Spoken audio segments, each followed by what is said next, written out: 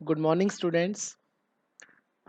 ਅੱਜ ਆਪਾਂ ਆਪਣੀ ਇੰਗਲਿਸ਼ ਦੀ +2 ਦੀ ਜੋ ਬੁੱਕ ਹੈ ਉਸ ਦਾ 4th chapter robots and people ਉਸ ਦੀਆਂ ਐਕਸਰਸਾਈਜ਼ ਕਰਾਂਗੇ। ਇਸ ਦੇ ਆਲਰੇਡੀ ਜਿਹੜੀ ਚੈਪਟਰ ਦੀ ਐਕਸਪਲੇਨੇਸ਼ਨ ਹੈ ਮੈਂ ਤੁਹਾਨੂੰ ਪਹਿਲਾਂ ਭੇਜ ਚੁੱਕਿਆ ਹਾਂ ਤੇ ਇਸ ਦਾ ਵੱਡਾ ਕੁਐਸਚਨ ਵੀ ਮੈਂ ਤੁਹਾਨੂੰ ਪਹਿਲਾਂ ਨੋਟ ਕਰਵਾ ਚੁੱਕਿਆ ਹਾਂ। PDF ਫਾਈਲ ਦੇ ਰੂਪ ਵਿੱਚ ਮੈਂ ਭੇਜਿਆ ਸੀ। ਉਮੀਦ ਹੈ ਤੁਸੀਂ ਆਪਣੀਆਂ ਨੋਟਬੁੱਕਸ ਦੇ ਵਿੱਚ ਉਹ ਕੁਐਸਚਨ ਨੋਟ ਕਰ ਲਿਆ ਹੋਵੇਗਾ। ਅੱਜ ਆਪਾਂ ਇਸ ਦੀਆਂ ਜਿਹੜੀਆਂ ਐਕਸਰਸਾਈਜ਼ਸ ਹਨ 3 ਐਕਸਰਸਾਈਜ਼ਸ ਉਹ ਕੰਪਲੀਟ ਕਰਾਂਗੇ।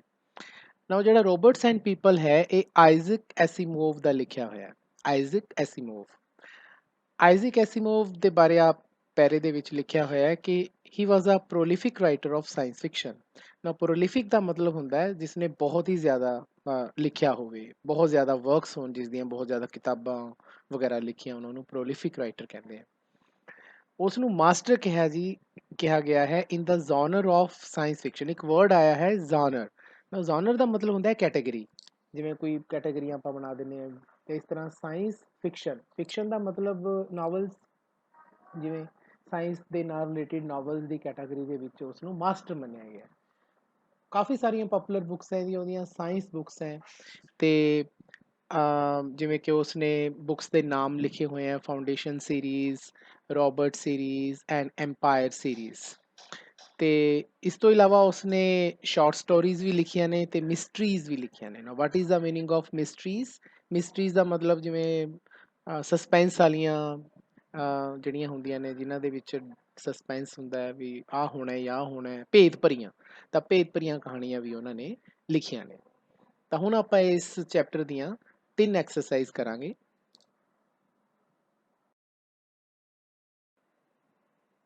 ਹਾਂਜੀ ਬੱਚਿਓ, ਜਿਵੇਂ ਕਿ ਤੁਹਾਨੂੰ ਮੈਂ ਪਹਿਲਾਂ ਦੱਸਿਆ ਸੀ ਕਿ ਰੋਬਰਟਸ ਐਂਡ ਪੀਪਲ ਦੀ ਅੱਜ ਅਸੀਂ 3 ਐਕਸਰਸਾਈਜ਼ ਕਰਾਂਗੇ। ਜਿਹੜੀ ਪਹਿਲੀ ਐਕਸਰਸਾਈਜ਼ ਹੈ ਉਹ ਵੋਕੈਬਲਰੀ ਪ੍ਰੈਕਟਿਸ ਦੀ ਪਹਿਲੀ ਐਕਸਰਸਾਈਜ਼ ਹੈ। ਵੋਕੈਬਲਰੀ ਪ੍ਰੈਕਟਿਸ ਦੀਆਂ ਐਕਸਰਸਾਈਜ਼ਸ ਦਾ ਮੇਨ ਮੋਟਿਵ ਇਹ ਹੈ, ਮੰਤਵ ਇਹ ਹੈ ਕਿ ਤੁਹਾਨੂੰ ਤੁਹਾਡੀ ਵੋਕੈਬਲਰੀ ਅੱਛੀ ਬਣੇ, ਤੁਹਾਨੂੰ ਨਵੇਂ ਵਰਡਸ ਦੇ ਬਾਰੇ ਪਤਾ ਚੱਲੇ ਜਿਸ ਨੂੰ ਤੁਸੀਂ ਰੋਜ਼ਾਨਾ ਜ਼ਿੰਦਗੀ ਦੇ ਵਿੱਚ ਵੀ ਯੂਜ਼ ਕਰ ਸਕੋ।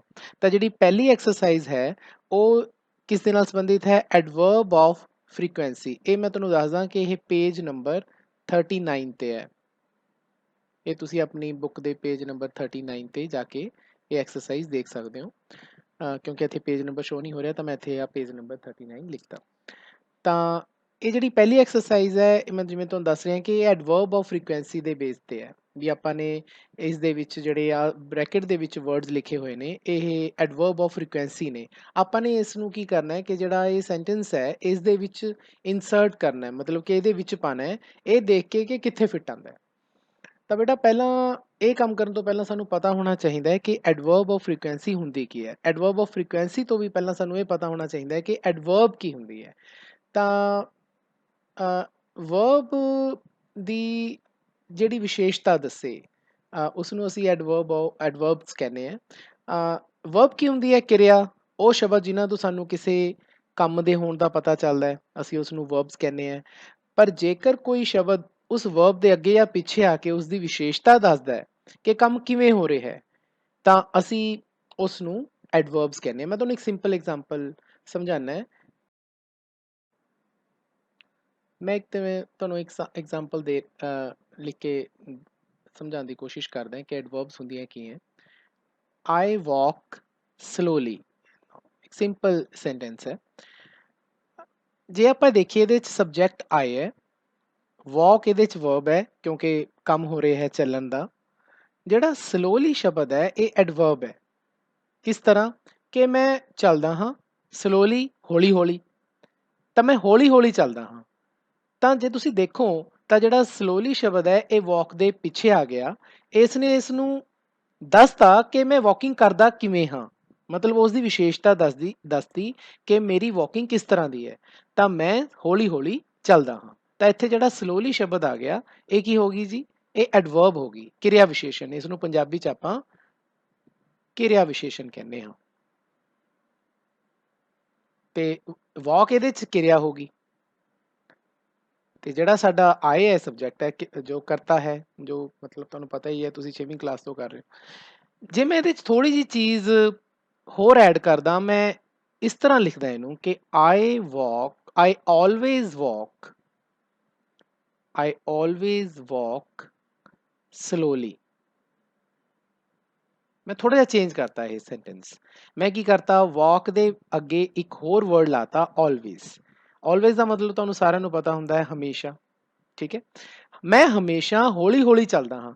ਤਾਂ ਜੇ ਤੁਸੀਂ ਦੇਖੋ ਕਿ ਜਿਹੜਾ ਇਹ always ਹੈ ਇਹ ਵੀ walk ਨੂੰ ਕੀ ਕਰ ਰਿਹਾ ਹੈ ਕਿ ਉਸ ਦੇ ਬਾਰੇ ਦੱਸ ਰਿਹਾ ਹੈ ਕਿ ਮੈਂ ਕਿਵੇਂ ਚੱਲਦਾ ਹਾਂ। ਸਲੋਲੀ ਵੀ ਦੱਸ ਰਿਹਾ ਹੈ ਕਿਵੇਂ ਚੱਲਦਾ ਹੈ, ਤੇ ਮੈਂ ਵਾਕ ਕਦੋਂ ਕਰਦਾ ਹੈ, ਹਮੇਸ਼ਾ ਕਰਦਾ ਹੈ। ਆਈ ਆਲਵੇਜ਼ ਵਾਕ ਸਲੋਲੀ।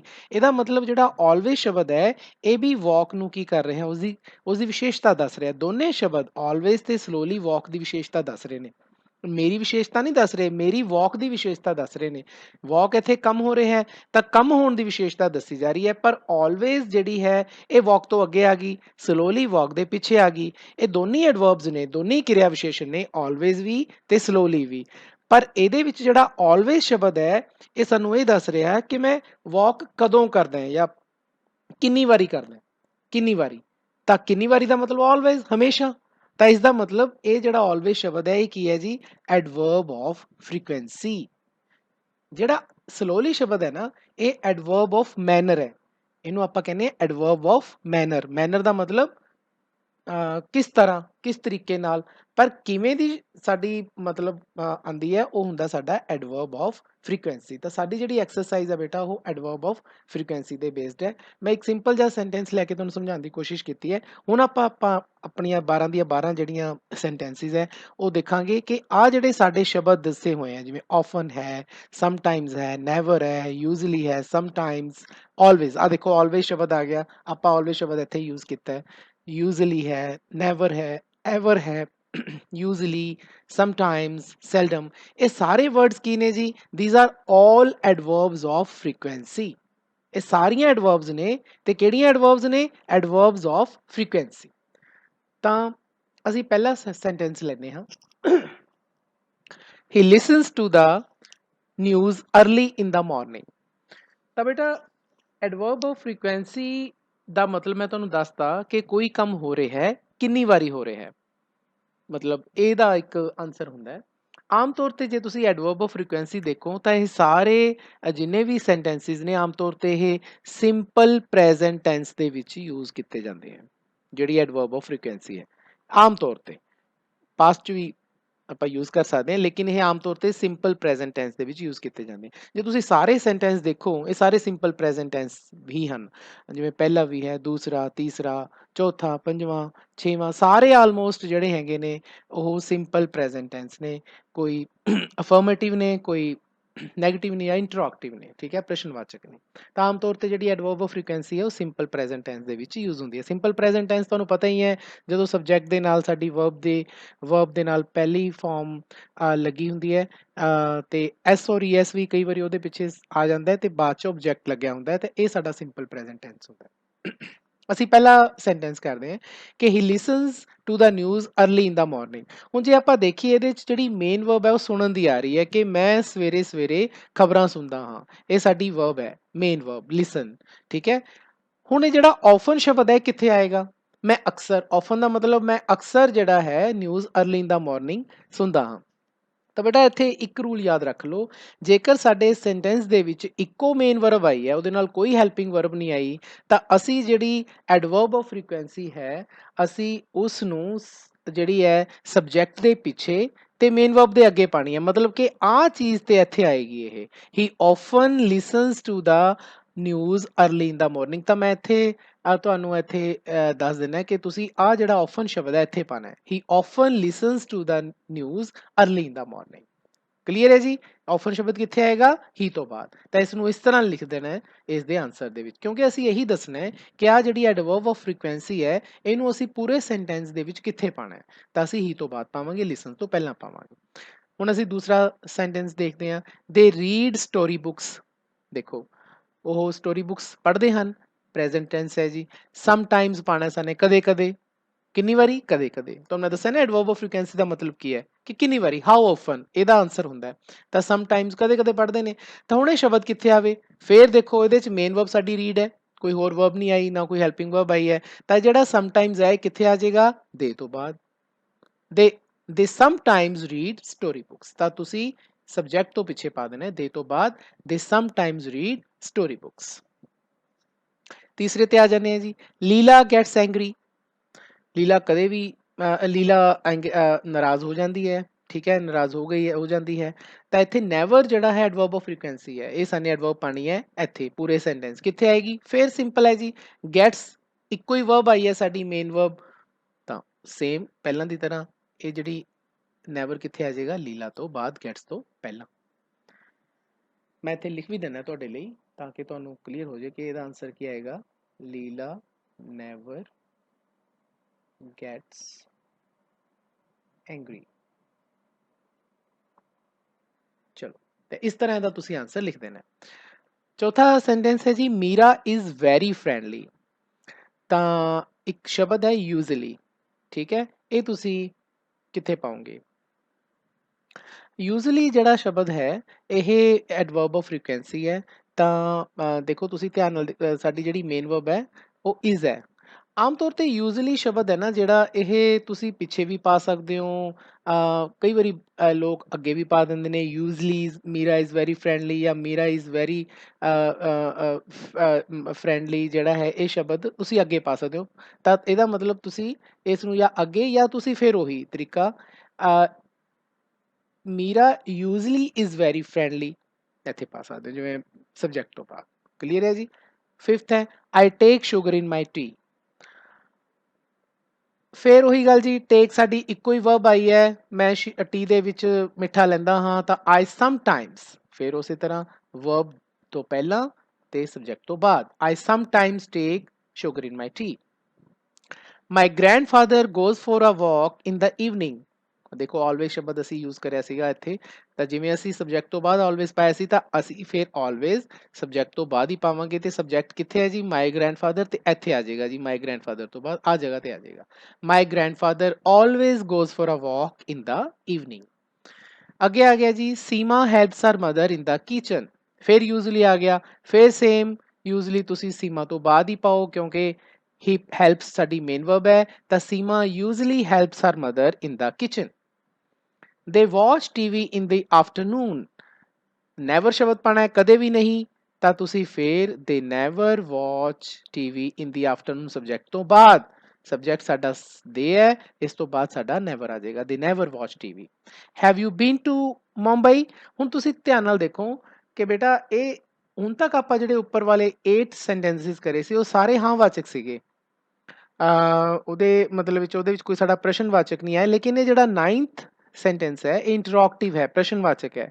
ਇੱਥੇ ਥੋੜਾ ਸਮਝਣਾ ਹੈ ਤੁਸੀਂ, ਪ੍ਰਸ਼ਨਵਾਚਕ ਦੇ ਵਿੱਚ ਵੀ ਤੁਸੀਂ ਮੇਨ ਵਰਬ ਲੱਭ ਲੈਣੀ ਹੈ। ਹੁਣ ਤੁਸੀਂ ਧਿਆਨ ਨਾਲ ਦੇਖੋ, ਕਈ ਬੱਚੇ ਕਹਿਣਗੇ ਹੈਵ ਇਹਦੀ ਮੇਨ ਵਰਬ ਹੈ। ਨੋ ਬੇਟਾ, ਹੈਵ ਨਹੀਂ ਹੈ, ਹੈਵ ਹੈਲਪਿੰਗ ਵਰਬ ਹੈ। ਬੀਨ ਇਸ ਦੀ ਮੇਨ ਵਰਬ ਹੈ।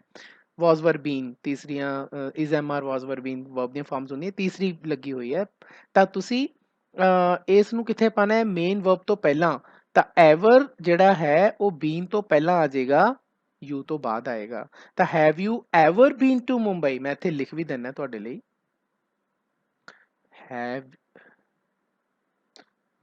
have you ever been to Mumbai? question mark। ਤਾਂ ਜਿਹੜਾ ever ਹੈ ਉਹ been ਤੋਂ ਪਹਿਲਾਂ ਆਏਗਾ। ਦਸਵਾਂ ਹੈ ਜੀ, my son doesn't get up before 7। ਦੇਖੋ ਇੰਟਰੋਗੇਟਿਵ, ਸੌਰੀ ਇਸ ਵਾਰੀ ਇਹ ਨੈਗੇਟਿਵ ਸੈਂਟੈਂਸ ਆ ਗਿਆ, ਪਹਿਲਾ ਨੈਗੇਟਿਵ ਸੈਂਟੈਂਸ ਆਇਆ ਹੈ ਨਾਵਾਚਕ, ਤਾਂ ਇਹ ਕਿੱਥੇ ਆਏਗਾ? ਤਾਂ ਦੇਖੋ ਇਸ ਦੇ ਵਿੱਚ ਵੀ ਤੁਹਾਡੀਆਂ ਦੋ ਵਰਬਸ ਆ ਗਈਆਂ, ਇੱਕ ਗੈਟ ਜਿਹੜੀ ਹੈ ਮੇਨ ਵਰਬ ਹੈ, ਡਜ਼ ਨੋਟ ਜਿਹੜੀ ਹੈਲਪਿੰਗ ਵਰਬ ਹੈ। ਤਾਂ ਮਾਈ son doesn't usually get up, ਤਾਂ ਇਹ ਇਹਨਾਂ ਦੇ ਵਿਚਕਾਰ ਆ ਜਾਏਗੀ, ਇੱਥੇ ਆ ਜਾਏਗੀ ਜੀ, ਦੋਨੇ ਵਰਬਾਂ ਦੇ ਵਿਚਕਾਰ। ਤਾਂ ਇਹਦਾ ਬਣ ਜਾਏਗਾ my son doesn't usually get up before 7। ਤਾਂ ਜੇ ਦੋ ਵਰਬਾਂ ਇਕੱਠੀਆਂ ਆ ਜਾਣ, ਇੱਕ ਹੈਲਪਿੰਗ ਵਰਬ ਹੋਵੇ, ਆ ਸਾਡੀ ਹੈਲਪਿੰਗ ਵਰਬ ਹੈ ਦੇਖੋ usually, does note sorry, get ਸਾਡੀ ਮੇਨ ਵਰਬ ਹੋਗੀ, ਇਹਨਾਂ ਦੋਨਾਂ ਦੇ ਵਿਚਕਾਰ ਆ ਜਾਏਗਾ। ਦੇ ਗੋ ਸਵਿਮਿੰਗ ਇਨ ਦਾ ਪੌਂਡ, ਠੀਕ ਹੈ। ਤਾਂ ਇਹਦੀ ਜਿਹੜੀ ਮੇਨ ਵਰਬ ਬੇਟਾ ਸਵਿਮਿੰਗ ਨਹੀਂ ਹੈ, ਇਹ ਸਮਝਣ ਵਾਲੀ ਗੱਲ ਹੈ। ਸਵਿਮਿੰਗ ਇੱਥੇ ਨਾਊਨ ਹੈ, ਜੈਰਨ ਜਿਹਨੂੰ ਆਪਾਂ ਕਹਿੰਦੇ ਆ, ਠੀਕ ਹੈ। ਤਾਂ ਇਹ ਆਪਾਂ ਬਾਅਦ ਚ ਕਦੇ ਸਮਝਾਂਗੇ, ਲੇਕਿਨ ਇਹਦੇ ਵਿੱਚ ਜਿਹੜੀ ਮੇਨ ਵਰਬ ਹੈ ਬੇਟਾ ਉਹ ਗੋ ਹੈ, ਠੀਕ ਹੈ। ਦੇ ਸਾਡਾ ਸਬਜੈਕਟ ਆ ਗਿਆ, ਤਾਂ ਬਿਲਕੁਲ ਆਪਾਂ ਪਹਿਲੇ ਜਿਹੜੇ 6-7 ਸੈਂਟੈਂਸਿਸ ਕੀਤੇ ਸੀ ਸਬਜੈਕਟ ਤੋਂ ਬਾਅਦ ਪਾਉਂਦੇ ਸੀ, ਤਾਂ ਸਮ ਟਾਈਮ ਸਾਡਾ ਉਵੇਂ ਦੇ ਤੋਂ ਬਾਅਦ ਆਏਗਾ, ਦੇ ਸਮ ਟਾਈਮਸ ਗੋ ਸਵਿਮਿੰਗ ਇਨ ਦਾ ਪੌਂਡ। ओके जी। लास्ट है जैक वॉचिज टीवी। बड़ा सिंपल है, बड़ा ही आसान है। वॉचिज साडी मेन वर्ब है, जैक साडा सब्जेक्ट है, तो सैल्डम दोनों के विचकार आ जाएगा जैक सैल्डम वॉचिज टीवी। उम्मीद है बच्चों कि ਜਿਹੜਾ ਇਹ ਤੁਹਾਡੀ ਐਕਸਰਸਾਈਜ਼ ਹੈ ਐਡਵਰਬ ਆਫ ਫ੍ਰੀਕੁਐਂਸੀ ਤੁਹਾਨੂੰ ਸਮਝ ਆਈ ਹੋਏਗੀ। ਜੇ ਫਿਰ ਵੀ ਤੁਹਾਨੂੰ ਕੋਈ ਦਿੱਕਤ ਆਂਦੀ ਹੈ ਐਡਵਰਬ ਆਫ ਫ੍ਰੀਕੁਐਂਸੀ ਸਮਝਣ ਤਾਂ ਤੁਸੀਂ ਮੈਨੂੰ WhatsApp ਤੇ ਆਪਣਾ ਕੁਐਸਚਨ ਲਿਖ ਕੇ ਪਾ ਸਕਦੇ ਹੋ, ਮੈਂ ਉਹਦਾ ਆਨਸਰ ਨਾਲ ਦੀ ਨਾਲ ਜ਼ਰੂਰ ਦੇਵਾਂਗਾ। ਮੈਂ ਕਾਫੀ ਡਿਟੇਲ ਤੁਹਾਨੂੰ ਬੇਟਾ ਸਮਝਾਉਣ ਦੀ ਕੋਸ਼ਿਸ਼ ਕੀਤੀ ਹੈ, ਤੁਸੀਂ ਇਸ ਨੂੰ ਆਪਣੀਆਂ ਪੱਕੀਆਂ ਨੋਟਬੁੱਕਸ ਤੇ ਉਤਾਰ ਲੈਣਾ ਹੈ, ਸੋਹਣੀ ਲਿਖਾਈ ਦੇ ਵਿੱਚ ਉਤਾਰਨਾ ਹੈ, ਗਲਤੀ ਨਹੀਂ ਕਰਨਾ। ਤੇ ਉਸ ਤੋਂ ਬਾਅਦ ਮੈਨੂੰ ਉਸ ਦੀਆਂ ਪਿਕਸ ਜ਼ਰੂਰ ਭੇਜਣੀਆਂ ਨੇ। ਬੱਚੇ ਮੈਨੂੰ ਪਿਕਸ ਬਹੁਤ ਘੱਟ ਭੇਜ ਰਹੇ ਨੇ। ਕੰਮ ਕਰਨ ਤੋਂ ਬਾਅਦ ਬੇਟਾ ਇੱਕ ਫੋਟੋ ਖਿੱਚ ਕੇ ਮੈਨੂੰ WhatsApp ਕਰ ਦਿਆ ਕਰੋ, ਤਾਂ ਕਿ ਮੈਨੂੰ ਪਤਾ ਲੱਗਦਾ ਰਹੇ ਕਿ ਤੁਹਾਨੂੰ ਸਮਝ ਵੀ ਆ ਰਿਹਾ ਤੇ ਤੁਸੀਂ ਨਾਲੋਂ ਨਾਲ ਕਰ ਰਹੇ ਹੋ। ਹਾਂਜੀ ਬੱਚਿਓ, ਹੁਣ ਅਸੀਂ ਆਪਣੀ ਵੋਕੈਬਲਰੀ ਪ੍ਰੈਕਟਿਸ ਦੀ ਸੈਕਿੰਡ ਐਕਸਰਸਾਈਜ਼ ਕਰਨ ਜਾ ਰਹੇ ਹਾਂ। ਇਹ 39 ਪੇਜ ਤੇ ਹੀ ਹੈ, ਜਿਵੇਂ ਮੈਂ ਤੁਹਾਨੂੰ ਪਹਿਲਾਂ ਵੀ ਦੱਸਿਆ। ਤਾਂ ਇਸ ਦੇ ਵਿੱਚ ਬੇਟਾ ਸਾਨੂੰ ਕੀ ਹੈ ਕਿ ਸਾਨੂੰ ਐਡਜੈਕਟਿਵਸ, ਪਹਿਲਾਂ ਦੇਖੋ ਅਸੀਂ ਐਡਵਰਬਸ ਪੜ੍ਹੇ ਸੀਗੇ, ਐਡਵਰਬਸ ਆਫ ਫ੍ਰੀਕੁਐਂਸੀ। ਇਸ ਟਾਈਮ ਸਾਨੂੰ ਐਡਜੈਕਟਿਵਸ ਦੱਸੇ ਹੋਏ ਹੈ। ਇਹ ਐਡਜੈਕਟਿਵਸ ਜਿਹੜੇ ਨੇ ਅਸੀਂ ਇਹ ਪਾਣੇ ਹੈ, ਪਰ ਸਾਨੂੰ 4 ਐਡਜੈਕਟਿਵਸ ਹੀ ਦੱਸੇ ਹੋਏ ਹਨ। ਇੱਕ ਹੈ big, great, tall and high. ਤੇ ਚਾਰੇ ਅਸੀਂ ਐਡਜੈਕਟਿਵਸ ਯੂਜ਼ ਕਰਨੇ ਹਨ। ਜਿਵੇਂ ਇਸ ਦਾ ਪਹਿਲਾ ਹੈ your brother seems to be 6 feet high, this roof is 12 feet tall। ਇਹ ਦੋਨੇ ਇਨਕਰੈਕਟ ਨੇ। ਜਿਵੇਂ ਇੱਥੇ ਲਿਖਿਆ ਹੋਇਆ ਹੈ ਕਿ ਜਿਹੜੇ ਦੋਨੇ ਸੈਂਟੈਂਸਿਸ ਨੇ ਉਹਦੇ ਵਿੱਚ ਜਿਹੜੇ ਐਡਜੈਕਟਿਵਸ ਪਾਏ ਹੋਏ ਨੇ ਹਾਈ ਤੇ ਟਾਲ, ਇਹ ਦੋਨੇ ਹੀ ਗਲਤ ਹਨ। ਤਾਂ ਇਹਦੀ ਕਰੈਕਟ ਯੂਜ਼ ਸਾਨੂੰ ਦੱਸੀ ਹੋਈ ਹੈ your brother seems to be 6 feet tall, the roof is 12 feet high। ਮਤਲਬ ਉਲਟਾ ਪੁਲਟਾ ਕਰਿਆ ਹੋਇਆ ਸੀ ਐਗਜ਼ਾਮਪਲ ਦੇ ਵਿੱਚ, ਫਿਰ ਉਸ ਨੂੰ ਠੀਕ ਕਰਕੇ ਦੱਸਿਆ ਗਿਆ। ਤਾਂ ਹਾਲਾਂਕਿ ਜੇ ਆਪਾਂ ਦੇਖੀਏ ਟਾਲ ਐਂਡ ਹਾਈ ਦਾ ਦੋਨਾਂ ਦਾ ਮਤਲਬ ਆਲਮੋਸਟ ਸੇਮ ਹੀ ਹੁੰਦਾ ਹੈ, ਉੱਚਾ। ਇਸੇ ਤਰ੍ਹਾਂ ਬਿਗ ਐਂਡ ਗ੍ਰੇਟ ਦਾ ਵੀ ਦੋਨਾਂ ਦਾ ਮਤਲਬ ਹੁੰਦਾ ਹੈ ਵੱਡਾ। ਫਿਰ ਅਸੀਂ ਬਿਗ ਕਿੱਥੇ ਯੂਜ਼ ਕਰਨਾ ਹੈ, ਗ੍ਰੇਟ ਕਿੱਥੇ ਯੂਜ਼ ਕਰਨਾ ਹੈ, ਟਾਲ ਕਿੱਥੇ ਯੂਜ਼ ਕਰਨਾ ਹੈ, ਹਾਈ ਕਿੱਥੇ ਯੂਜ਼ ਕਰਨਾ ਹੈ, ਤਾਂ ਇਹ ਐਕਸਰਸਾਈਜ਼ ਇਸ ਦੇ ਬਾਰੇ ਹੈ। ਤਾਂ ਇਹ 4 ਐਡਜੈਕਟਿਵਸ ਨੇ ਜੀ। ਅਸੀਂ ਇਹਨਾਂ ਨੂੰ ਇੱਕ ਇੱਕ ਕਰਕੇ ਸਮਝਦੇ ਹਾਂ, ਤੁਹਾਨੂੰ ਜ਼ਿਆਦਾ ਸਮਝ ਆਏਗਾ। ਤਾਂ ਸਭ ਤੋਂ ਪਹਿਲਾਂ ਅਸੀਂ ਪਹਿਲਾ ਸੈਂਟੈਂਸ ਲੈਨੇ ਹਾਂ, there is a nice house with a dash garden. ਤਾਂ ਬੇਟਾ ਜਿਹੜੀ ਚੀਜ਼ ਨੂੰ ਨਾ ਅਸੀਂ ਦੇਖੋ, ਹੁਣ ਅਸੀਂ ਇਸ ਦੇ ਵਿੱਚ ਆਹ ਵਾਲੀ ਜਗ੍ਹਾ ਤੇ ਖਾਲੀ ਥਾਂ ਦੇ ਵਿੱਚ ਸਾਨੇ ਪਾਣਾ ਹੈ, ਇਹਨਾਂ ਚਾਰਾਂ ਦੇ ਵਿੱਚੋਂ ਕੋਈ ਇੱਕ ਪਾਣਾ ਹੈ। ਤਾਂ ਹੁਣ ਦੇਖੋ ਤੁਸੀਂ ਵੀ ਜਿਹੜਾ ਗਾਰਡਨ ਹੈ, ਇਸ ਨੂੰ ਅਸੀਂ ਦੇਖ ਸਕਦੇ ਹਾਂ ਗਾਰਡਨ ਨੂੰ, ਹੈ ਨਾ। ਗਾਰਡਨ ਨੂੰ ਦੇਖ ਸਕਦੇ ਹਾਂ, ਗਾਰਡਨ ਵੱਡਾ ਹੋ ਸਕਦਾ ਹੈ, ਛੋਟਾ ਹੋ ਸਕਦਾ ਹੈ। ਤਾਂ ਜਦੋਂ ਕੋਈ ਚੀਜ਼ ਨੂੰ ਅਸੀਂ ਤੁਸੀਂ ਦੇਖੋ ਕਿ ਅਸੀਂ ਦੇਖ ਸਕੀਏ, ਹੈ ਨਾ, ਤਾਂ ਜਿਹੜੀ ਚੀਜ਼ ਨੂੰ ਅਸੀਂ ਦੇਖ ਸਕੀਏ ਜੋ ਸਾਡੇ ਅੱਖਾਂ ਦੇ ਸਾਹਮਣੇ ਹੈ, ਤਾਂ ਅਸੀਂ ਉਹਦੇ ਵਿੱਚ ਆਮ ਤੌਰ ਤੇ ਬਿਗ ਯੂਜ਼ ਕਰਦੇ ਹਾਂ। ਤਾਂ ਅਸੀਂ ਇੱਥੇ ਯੂਜ਼ ਕਰਾਂਗੇ ਬਿਗ ਗਾਰਡਨ, ਇੱਥੇ ਗ੍ਰੇਟ ਨਹੀਂ ਯੂਜ਼ ਕਰ ਸਕਦੇ ਅਸੀਂ। ਗ੍ਰੇਟ ਆਮ ਤੌਰ ਤੇ ਮੈਂ ਤੁਹਾਨੂੰ ਬਾਅਦ ਚ ਦੱਸੂ ਕਿ ਗ੍ਰੇਟ ਅਸੀਂ ਕਿੱਥੇ ਯੂਜ਼ ਕਰਦੇ ਹਾਂ, ਠੀਕ ਹੈ ਜੀ। ਤਾਂ ਪਹਿਲੇ ਸੈਂਟੈਂਸ ਦੇ ਵਿੱਚ ਸਾਡਾ ਕਿਹੜਾ ਐਡਜੈਕਟਿਵ ਆ ਗਿਆ ਜੀ, ਬਿਗ ਗਾਰਡਨ। दूसरा है ਐਲਬਰਟ ਆਇਨਸਟਾਈਨ ਵਾਜ਼ ਅ ਡੈਸ਼ ਫਿਜ਼ਿਸਿਸਟ। ਐਲਬਰਟ ਆਇਨਸਟਾਈਨ ਦਾ ਨਾਮ ਤੁਸੀਂ ਸੁਣਿਆ ਹੀ ਹੋਏਗਾ, ਬਹੁਤ ਹੀ ਮਹਾਨ ਵਿਗਿਆਨੀ ਹੋਏ ਨੇ ਜੀ, ਭੌਤਿਕ ਵਿਗਿਆਨੀ ਹੋਏ ਨੇ, ਫਿਜ਼ਿਸਿਸਟ ਹੋਏ ਨੇ। ਤਾਂ ਜਦੋਂ ਮਹਾਨ ਦੀ ਗੱਲ ਆ ਜਾਂਦੀ ਹੈ, ਦੇਖੋ ਇੱਕੋ ਮਹਾਨ ਵਿਗਿਆਨੀ ਸੀ, ਤਾਂ ਮਹਾਨ ਦੀ ਇੰਗਲਿਸ਼ ਤੁਹਾਨੂੰ ਪਤਾ ਹੈ ਗ੍ਰੇਟ ਹੁੰਦੀ ਹੈ, ਤਾਂ ਬੜਾ ਸਿੰਪਲ ਹੈ, ਤਾਂ ਅਸੀਂ ਇੱਥੇ ਗ੍ਰੇਟ ਪਾ ਸਕਦੇ ਹਾਂ। ਤੀਸਰਾ ਹੈ ਜੀ ਹੀ is very dash child for his age. ਕਹਿੰਦੇ ਉਹ ਆਪਣੀ ਏਜ ਦੇ ਮੁਤਾਬਕ ਬਹੁਤ ਹੀ ਡੈਸ਼ ਬੱਚਾ ਹੈ। ਤਾਂ ਹੁਣ ਕੀ ਪਾਉਂਗੇ ਤੁਸੀਂ, ਟਾਲ ਉੱਚਾ, ਉੱਚੇ ਦੀ ਤਾਂ ਗੱਲ ਹੀ ਨਹੀਂ ਹੋ ਰਹੀ, ਤਾਂ ਇੱਥੇ ਵੱਡੇ ਬੱਚੇ ਦੀ ਗੱਲ ਹੋ ਰਹੀ ਹੈ। ਤਾਂ ਵੱਡਾ ਦਾ ਮਤਲਬ ਕੀ ਹੋ ਗਿਆ, ਬਿਗ, ਬਿਗ ਚਾਈਲਡ, ਇੱਥੇ ਬਿਗ ਆ ਜਾਏਗਾ ਜੀ, ਠੀਕ ਹੈ। फोर्थ आ गया जी a dash rate of inflation makes exports uncompetitive. Inflation ਦਾ ਮਤਲਬ ਹੁੰਦਾ ਬੇਟਾ ਜਦੋਂ ਮਹਿੰਗਾਈ ਵੱਧ ਜਾਂਦੀ ਹੈ ਨਾ, ਤਾਂ ਉਸ ਦੀ ਗੱਲ ਹੋ ਰਹੀ ਹੈ ਕਿ ਮਹਿੰਗਾਈ ਵਧਣ ਨਾਲ ਜਿਹੜੀਆਂ ਸਾਡੀਆਂ ਐਕਸਪੋਰਟਸ ਨੇ ਉਹਨਾਂ ਤੇ ਅਸਰ ਪਿਆ ਹੈ ਨਾ। ਐਕਸਪੋਰਟਸ ਦਾ ਮਤਲਬ ਜਿਹੜੀਆਂ ਚੀਜ਼ਾਂ ਅਸੀਂ ਬਾਹਰ ਭੇਜਦੇ ਹਾਂ, ਸਾਡੀ ਕੰਟਰੀ ਬਾਹਰ ਭੇਜਦੀ ਹੈ। ਤਾਂ ਦੇਖੋ ਇੱਥੇ ਜਿਹੜੀ ਰੇਟ ਆਫ ਇਨਫਲੇਸ਼ਨ ਹੈ, ਇਸ ਦੇ ਅੱਗੇ ਸਾਨੇ ਪਾਣਾ ਹੈ।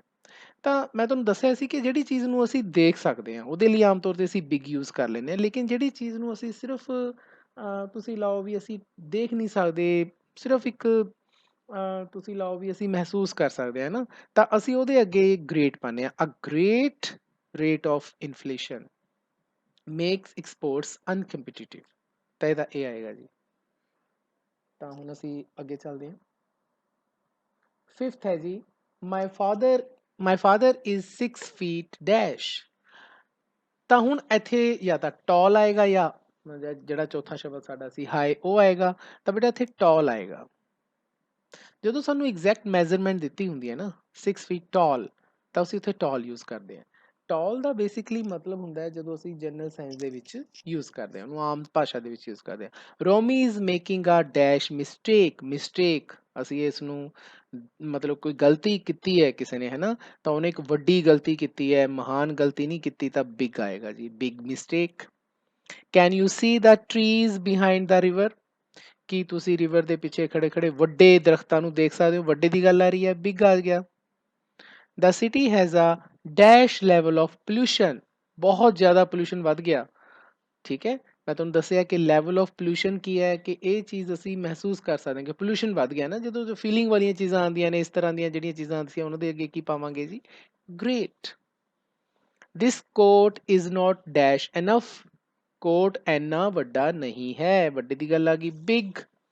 ਮਾਈ great grandfather lived in a dash age. ਜਿਹੜੇ ਮੇਰੇ ਗ੍ਰੇਟ ਗ੍ਰੈਂਡਫਾਦਰ ਦਾਦਾ ਜੀ, ਗ੍ਰੇਟ ਗ੍ਰੈਂਡਫਾਦਰ ਉਹਦੇ ਤੋਂ ਵੀ ਪੜਦਾਦਾ ਜੀ, ਤਾਂ ਮੇਰੇ ਜਿਹੜੇ ਪੜਦਾਦਾ ਜੀ ਸੀਗੇ ਜੀ, ਉਹ lived in a dash age, ਬਹੁਤ ਹੀ ਮਹਾਨ ਏਜ 'ਚ ਰਹੇ ਨੇ, ਤਾਂ ਗ੍ਰੇਟ ਏਜ। ਤਾਂ ਬਹੁਤ ਹੀ ਸਿੰਪਲ ਐਕਸਰਸਾਈਜ਼ ਸੀ ਬੱਚਿਓ, ਮੈਨੂੰ ਉਮੀਦ ਹੈ ਕਿ ਤੁਹਾਨੂੰ ਸਮਝ ਆਈ ਹੋਣੀ। If you have any doubt you can contact me on my WhatsApp any time. ਤਾਂ ਤੁਸੀਂ ਇਹ ਐਕਸਰਸਾਈਜ਼ ਆਪਣੀਆਂ ਨੋਟਬੁੱਕਸ, ਫੇਅਰ ਨੋਟਬੁੱਕਸ 'ਤੇ ਪੱਕੀਆਂ ਕਾਪੀਆਂ 'ਤੇ ਕਰ ਲੈਣੀ ਹੈ, ਅਤੇ ਉਹਦੀਆਂ ਮੈਨੂੰ ਪਿਕਸ ਜ਼ਰੂਰ ਭੇਜ ਦੇਣੀ। ਹਾਂਜੀ ਬੱਚਿਓ, ਹੁਣ ਅਸੀਂ ਆਪਣੀ ਇਸੇ ਚੈਪਟਰ ਦੀ ਤੀਸਰੀ ਐਕਸਰਸਾਈਜ਼, ਇਹ ਗ੍ਰਾਮਰ ਐਕਸਰਸਾਈਜ਼ ਹੈ, ਅਸੀਂ ਉਹ ਕਰਨ ਜਾ ਰਹੇ ਹਾਂ। ਤਾਂ filling the blanks with the suitable determiners, ਇਹ ਹੈ ਜੀ ਡਿਟਰਮੀਨਰਸ। ਇਹ ਪੇਜ ਨੰਬਰ 41 ਤੇ ਹੈ। ਐਕਸਰਸਾਈਜ਼ ਤੁਸੀਂ ਦੇਖ ਸਕਦੇ ਹੋ ਤੁਹਾਡੀ ਬੁੱਕ ਦੇ ਵਿੱਚ। Robots and people the he exercise ਹੈ, ਗ੍ਰਾਮਰ ਦੀ ਐਕਸਰਸਾਈਜ਼ ਹੈ। ਤਾਂ ਅਸੀਂ ਇਹ ਸਾਡੇ ਕੋਲੇ ਦੇਰ ਆਰ 10 ਸੈਂਟੈਂਸਿਸ, ਇਹਦੇ ਵਿੱਚ ਅਸੀਂ ਡਿਟਰਮੀਨਰਸ ਭਰਨੇ ਹੈ। ਹਰ ਇੱਕ ਸੈਂਟੈਂਸਿਸ ਦੇ ਵਿੱਚ ਤੁਹਾਨੂੰ ਦੋ ਦੋ ਡਿਟਰਮੀਨਰ ਦੇ ਰੱਖੇ ਹੈ, ਮਾਈ, ਮਾਈਨ, ਦੈਟ, ਦੋਜ਼, ਇਸ ਤਰ੍ਹਾਂ। ਲੇਕਿਨ ਉਹਨਾਂ ਦੇ ਵਿੱਚੋਂ ਇੱਕ ਸਹੀ ਹੈ, ਇੱਕ ਗਲਤ ਹੈ। ਜਿਹੜਾ ਸਹੀ ਹੈ ਅਸੀਂ ਉਹ ਭਰਨਾ ਹੈ। ਤਾਂ ਬੇਟਾ ਸਭ ਤੋਂ ਪਹਿਲਾਂ ਡਿਟਰਮੀਨਰਸ ਭਰਨ ਤੋਂ ਪਹਿਲਾਂ ਸਾਨੂੰ ਇਹ ਪਤਾ ਹੋਣਾ ਚਾਹੀਦਾ ਹੈ ਕਿ ਡਿਟਰਮੀਨਰਸ ਹੁੰਦੇ ਕੀ ਨੇ। ਡਿਟਰਮੀਨਰਸ ਉਹ ਸ਼ਬਦ ਹੁੰਦੇ ਨੇ ਜਿਹੜੇ ਨਾਉਨ ਜਾਂ ਪ੍ਰਨਾਉਨ ਦੇ ਅੱਗੇ ਆ ਕੇ, ਨਾਉਨ ਔਰ ਪ੍ਰਨਾਉਨ ਦੇ ਅੱਗੇ ਆ ਕੇ ਉਸ ਨੂੰ ਨਿਰਦੇਸ਼ਿਤ ਕਰਦੇ ਨੇ, ਉਸ ਦੇ ਵੱਲ ਇਸ਼ਾਰਾ ਕਰਕੇ ਦੱਸਦੇ ਨੇ ਕਿ ਅਸੀਂ ਇਹਨਾਂ ਨਾਉਨਸ ਜਾਂ ਪ੍ਰਨਾਉਨਸ ਦੀ ਗੱਲ ਕਰਦੇ ਹਾਂ, ਕਿਸੇ ਹੋਰ ਦੀ ਨਹੀਂ ਕਰ ਰਹੇ। ਮੈਂ ਤੁਹਾਨੂੰ ਇੱਕ ਐਗਜ਼ਾਮਪਲ ਸਮਝਾਉਣਾ ਹੈ। ਜਿਵੇਂ ਜਿਵੇਂ ਇੱਕ ਇੱਕ ਨਾਉਨ ਹੋਵੇ ਬੁੱਕ, ਠੀਕ ਹੈ, ਤੇ ਬੁੱਕ ਇੱਕ ਨਾਉਨ ਹੈ। ਤੁਹਾਨੂੰ ਪਤਾ ਨਾਉਨ ਜਿਸ ਨੂੰ ਅਸੀਂ ਟੱਚ ਕਰ ਸਕੀਏ, ਹੈ ਨਾ, ਬੁੱਕ ਨੂੰ ਅਸੀਂ ਟੱਚ ਕਰ ਸਕਦੇ ਹਾਂ, ਇਟਸ ਅ ਨਾਉਨ। ਲੇਕਿਨ ਮੈਂ ਕਹਾਂ ਕਿ ਮੈਨੂੰ ਬੁੱਕ ਦਿਓ, ਤਾਂ ਤੁਹਾਨੂੰ ਨਹੀਂ ਪਤਾ ਲੱਗਣਾ ਕਿ ਕਿਹੜੀ ਬੁੱਕ ਮੰਗੀ ਹੈ। ਜਾਂ ਬਹੁਤ ਸਾਰੀਆਂ ਬੁੱਕਸ ਮੰਨ ਲਓ ਮੇਰੇ ਅੱਗੇ ਪਈਆਂ, ਉਹਨਾਂ ਨੂੰ ਕਹੋ ਮੈਨੂੰ ਬੁੱਕ ਦਿਓ, ਹੈ ਨਾ। ਲੇਕਿਨ ਜੇ ਮੈਂ ਉਸਦੇ ਅੱਗੇ ਪਾ ਦਾਂ ਦਿਸ ਬੁੱਕ, ਠੀਕ ਹੈ, ਜਾਂ ਮੈਂ ਪਾ ਦਾਂ ਦੈਟ ਬੁੱਕ, ਤਾਂ ਮੇਰਾ ਇਸ਼ਾਰਾ ਹੋ ਗਿਆ। ਤਾਂ ਇਹ ਦਿਸ ਔਰ ਦੈਟ ਨੇ ਕੀ ਕੀਤਾ, ਬੁੱਕ ਦੇ ਅੱਗੇ ਆ ਕੇ ਉਸਦੇ ਵੱਲ ਇਸ਼ਾਰਾ ਕਰਤਾ ਕਿ ਮੈਂ ਇਸੇ ਬੁੱਕ ਦੀ ਗੱਲ ਕਰ ਰਿਹਾ, ਮੈਂ ਇਸ ਬੁੱਕ ਦੀ ਜਾਂ ਉਹ ਬੁੱਕ ਦੀ ਗੱਲ ਕਰ ਰਿਹਾ, ਕਿਸੇ ਹੋਰ ਦੀ ਗੱਲ ਨਹੀਂ ਕਰ ਰਿਹਾ। ਤਾਂ ਦੈਟ ਮੀਨਸ ਇੱਥੇ ਦਿਸ ਔਰ ਦੈਟ ਕੀ ਹੋ ਗਏ, ਥੀਸ ਆਰ ਦਾ ਵਰਡਸ। ਇਹ ਉਹ ਵਰਡਸ ਨੇ ਜਿਹੜੇ ਬੁੱਕ ਦੇ ਵੱਲ ਇਸ਼ਾਰਾ ਕਰਕੇ ਦੱਸ ਰਹੇ ਨੇ ਜਾਂ ਬੁੱਕ ਨੂੰ ਨਿਰਦੇਸ਼ਿਤ ਕਰ ਰਹੇ ਨੇ। ਤਾਂ ਇੱਥੇ ਦਿਸ ਔਰ ਦੈਟ ਕੀ ਹੋ ਗਏ ਜੀ, ਡਿਟਰਮੀਨਰਸ। ਤਾਂ ਇਹ ਡਿਟਰਮੀਨਰਸ ਹੋ ਗਏ। ਇਹ ਡਿਟਰਮੀਨਰਸ ਦੀ 9ਵੀਂ 10ਵੀਂ ਵਿੱਚ ਕੀਤੇ ਨੇ, ਤਾਂ ਤੁਹਾਨੂੰ ਥੋੜ੍ਹਾ ਜਿਹਾ ਮੈਂ ਯਾਦ ਕਰਵਾਏ ਹੈ, ਤਾਂ ਕਿ ਤੁਹਾਨੂੰ ਇਹ ਐਕਸਰਸਾਈਜ਼ ਕਰਨ ਦੇ ਵਿੱਚ ਥੋੜ੍ਹੀ ਜਿਹੀ ਮਤਲਬ ਸੌਖ ਰਹੇ। ਤਾਂ ਪਹਿਲਾ ਸੈਂਟੈਂਸ ਅਸੀਂ ਕਰਦੇ ਹਾਂ ਕਿ dash member of the party was garlanded. Garlanded ਦਾ ਮਤਲਬ ਹੁੰਦਾ ਹੈ ਕਿ ਹਾਰ ਪਾਉਣਾ। ਪਾਰਟੀ ਦੇ ਹਰ ਇੱਕ ਮੈਂਬਰ ਦੇ ਗਾਰਲੈਂਡ ਪਿਆ, ਹਰ ਇੱਕ। ਤਾਂ ਇੱਥੇ ਵਰਡ ਕੀ ਆਏਗਾ ਜੀ, ਐਵਰੀ, ਕਿਉਂਕਿ ਐਵਰੀ ਦਾ ਮਤਲਬ ਹੁੰਦਾ ਹਰ ਇੱਕ ਮੈਂਬਰ ਨੂੰ, ਜਿਹੜਾ ਪਾਰਟੀ 'ਚ ਮੈਂਬਰ ਆਇਆ ਉਹਨੂੰ ਹਾਰ ਪੈ ਗਿਆ। Is there dash news? ਤਾਂ ਬੇਟਾ ਐਨੀ ਔਰ ਮੈਨੀ 'ਚ ਪਾਉਣਾ ਹੈ, ਤਾਂ ਇੱਕ ਰੂਲ ਸਮਝ ਲਓ, ਜੇਕਰ ਸਾਨੂੰ ਇੰਟਰੋਗੇਟਿਵ ਸੈਂਟੈਂਸ ਹੋਵੇ, ਪ੍ਰਸ਼ਨਵਾਚਕ ਵਾਕ ਹੋਵੇ, ਤੇ ਉਸਦੇ ਵਿੱਚ ਸਾਨੂੰ ਮਤਲਬ ਕਿ ਕੋਈ ਡਿਟਰਮੀਨਰ ਪਾਉਣਾ ਪੈ ਜੇ, ਤਾਂ ਮੈਕਸਿਮਮ ਚਾਂਸ ਹੁੰਦੇ ਆ ਕਿ ਉੱਥੇ ਐਨੀ ਆਏਗਾ। Is there any news? ਕੋਈ ਨਿਊਜ਼ ਹੈ, ਠੀਕ ਹੈ ਜੀ, ਐਨੀ ਆਏਗਾ। ਇਹ ਕਲੀਅਰ ਇੰਟਰੋਗੇਟਿਵ ਸਮਝੋ। ਦੇਖੋ ਜੋ ਕੁਐਸਚਨ ਮਾਰਕ ਲੱਗਿਆ ਨਾ, ਐਨੀ ਆ ਗਿਆ। Dash father was a famous physician. ਤਾਂ ਮੇਰੀ ਗੱਲ ਹੋ ਰਹੀ ਹੈ, my father was a famous physician.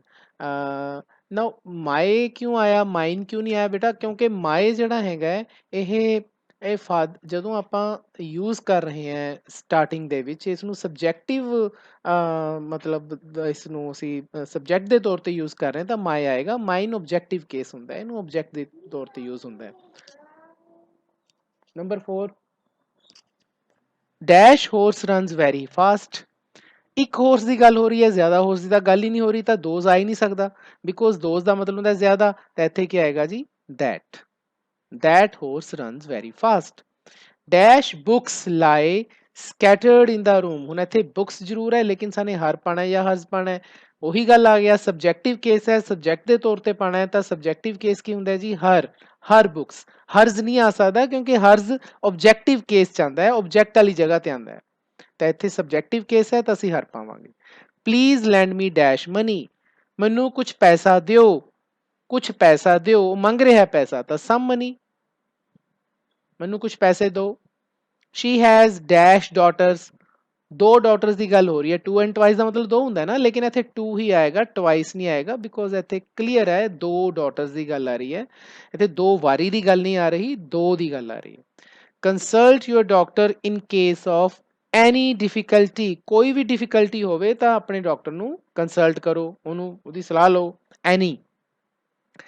Some girls are still writing the answers। ਐਨੀ ਨਹੀਂ ਆਏਗਾ ਬਿਕੋਜ਼ ਇਹ ਅਫਰਮੇਟਿਵ ਕੇਸ ਹੈ। ਦੇਖੋ ਧਿਆਨ ਨਾਲ, ਹਾਂ ਵਾਚਕ ਵਾਕ ਹੈ, ਇਸ ਦੇ ਵਿੱਚ ਅਸੀਂ ਸਮ ਪਾਣੇ ਤਾਂ ਰੂਲ ਯਾਦ ਕਰ ਲਓ। ਸਮ ਔਰ ਐਨੀ ਆਮ ਤੌਰ ਤੇ ਕਨਫਿਊਜ਼ ਕਰਦੇ ਨੇ। ਤਾਂ ਸਮ ਆਂਦਾ ਜੀ ਹਾਂ ਵਾਚਕ ਵਾਕਾਂ 'ਚ, ਐਨੀ ਆਂਦਾ ਹੈ ਇੰਟਰੋਗੇਟਿਵ 'ਚ ਜਾਂ ਨੈਗੇਟਿਵ ਵਾਕਾਂ ਦੇ ਵਿੱਚ। ਸਮ ਹਾਂ ਵਾਚਕ ਵਾਕਾਂ ਦੇ ਵਿੱਚ ਆਂਦਾ because it's an affirmative sentence, ਅਸੀਂ ਸਮ ਪਾਵਾਂਗੇ।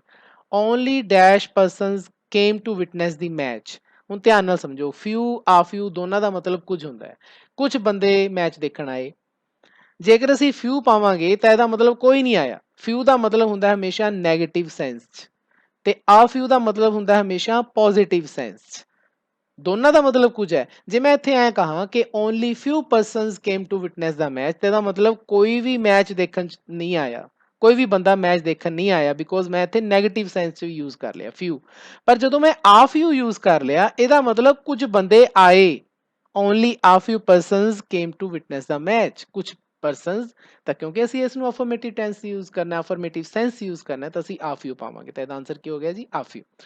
ਤਾਂ ਉਮੀਦ ਹੈ ਕਿ ਤੁਹਾਨੂੰ ਇਹ ਡਿਟਰਮੀਨਰਸ ਪਸੰਦ ਆਏ ਹੋਣਗੇ ਬੱਚਿਓ। ਅੱਜ ਆਪਾਂ ਟੋਟਲ 3 ਐਕਸਰਸਾਈਜ਼ਸ ਕੀਤੀਆਂ ਨੇ, 2 ਵੋਕੈਬਲਰੀ ਪ੍ਰੈਕਟਿਸ ਦੀਆਂ, 1 ਗ੍ਰਾਮਰ ਦੀ ਤੇ ਡਿਟਰਮੀਨਰਸ ਵਾਲੀ ਹੋਣੀ ਜੋ ਕੀਤੀ ਹੈ। ਤੇ ਇਹਨਾਂ ਸਾਰੀਆਂ ਐਕਸਰਸਾਈਜ਼ ਨੂੰ ਤੁਸੀਂ ਆਪਣੀਆਂ ਫੇਅਰ ਕਾਪੀਜ਼, ਫੇਅਰ ਨੋਟਬੁੱਕਸ, ਪੱਕੀਆਂ ਕਾਪੀਆਂ ਤੇ ਲਿਖ ਲੈਣੀਆਂ ਨੇ। ਤੇ ਉਸ ਤੋਂ ਬਾਅਦ ਮੈਨੂੰ ਉਸ ਦੀਆਂ ਪਿਕਸ ਜ਼ਰੂਰ ਭੇਜਣੀਆਂ ਨੇ ਤਾਂ ਕਿ ਮੈਨੂੰ ਤੁਹਾਡੀ ਫੀਡਬੈਕ ਮਿਲਦੀ ਰਹੇ। ਤੇ ਜੇ ਤੁਹਾਨੂੰ ਕੋਈ ਵੀ ਡਾਊਟ ਹੋਏ ਤਾਂ ਤੁਸੀਂ ਮੈਨੂੰ WhatsApp ਤੇ ਕੰਟੈਕਟ ਕਰ ਸਕਦੇ ਹੋ।